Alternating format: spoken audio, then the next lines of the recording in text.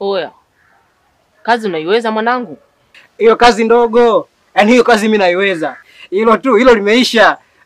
Una uhakika unachokiongea? Usio na wasiwasi. Hiyo kazi imeisha yani. Unanijua mwanangu, sasa talala nyingi. Usio na wasiwasi. Sasa sikiliza mwanangu.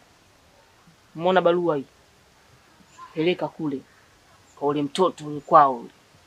Yeye nataka kama kawaida naoa naweka ndani. Unajua tena? Hiyo imeisha. Yaani sitaki mambo mengi wala nini mwanangu.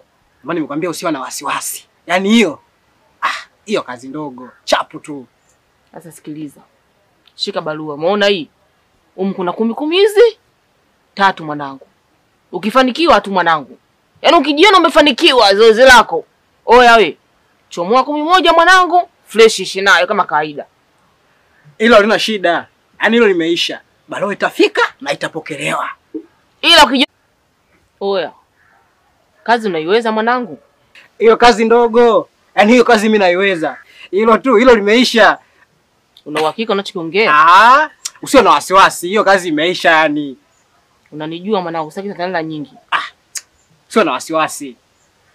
Sasa sikiliza mwanangu. Umeona barua hii? Peleka kule kwa ule mtoto ule kwao.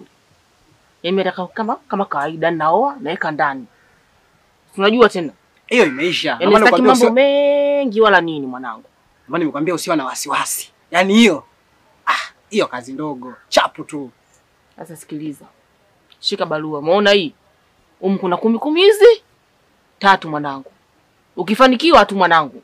Yaani ukijiona umefanikiwa zoezi lako. Oya we.